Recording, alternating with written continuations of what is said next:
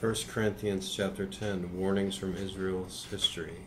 For I do not want you to be ignorant of the fact, brothers, that our forefathers were all under the cloud, and that they all passed through the sea.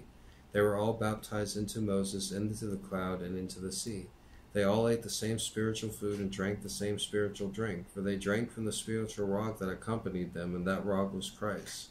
Nevertheless, God was not pleased with most of them. Their bodies were scattered over the desert.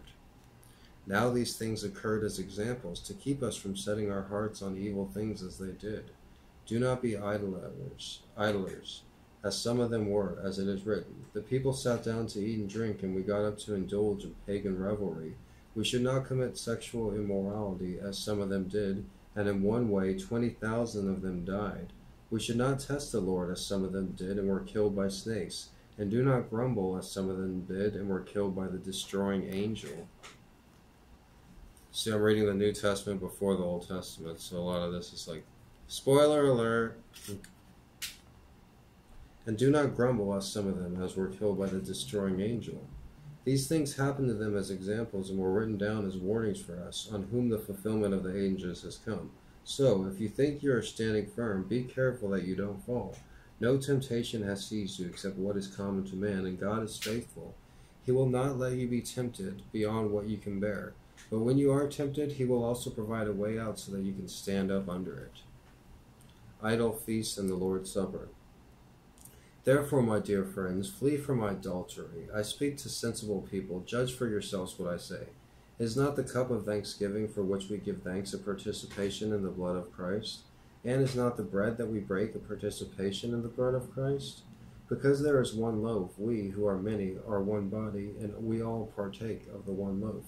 Consider the people of Israel. Do not those who eat sacrifices participate in the altar? Do I mean then that a sacrifice offered to an idol is anything, or that an idol is anything? No, but sacrifices of pagans are often to demons, not to God.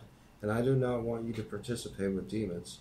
You cannot drink the cup of the Lord and the cup of demons too. You cannot have a part in both the Lord's table and the table of demons.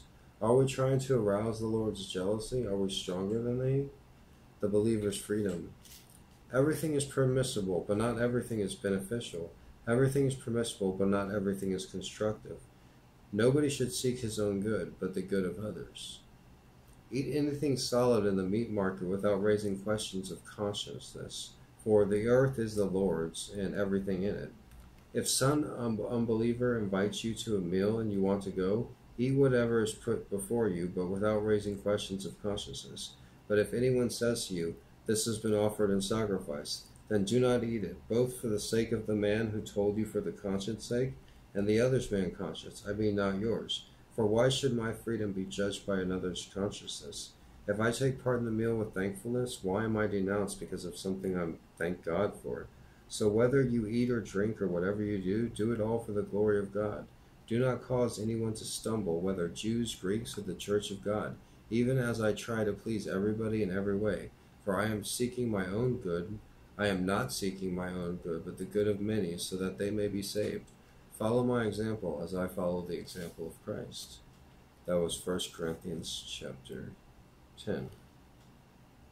If you enjoyed my reading, click the thumbs up and hit the subscribe button.